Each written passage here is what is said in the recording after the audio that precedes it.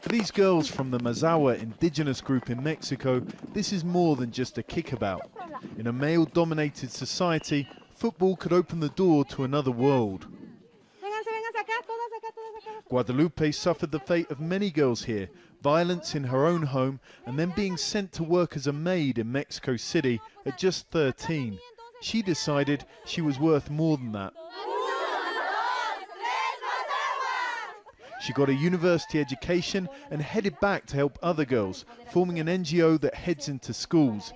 It uses football to get them to open up about things many face daily. I'm sure if I asked you who has faced violence in their own home or as a woman, everyone would raise their hand.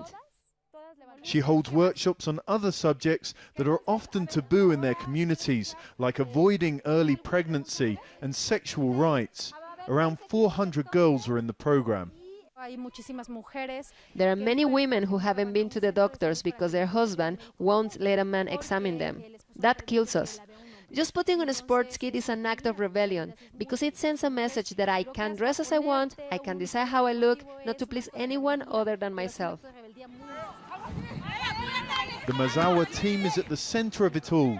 Aspiring players have to not just have the skills, but also 9 out of 10 in their studies. Rocio doesn't let anyone get in the way of her football, even her husband, who she divorced when he forbid her from playing.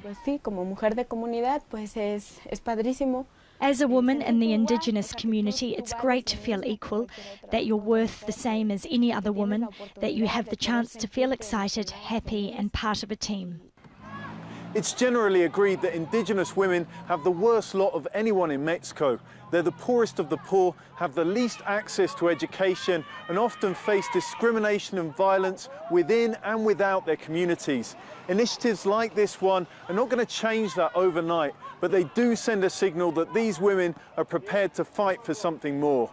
John Holman, Al Jazeera, Mexico City.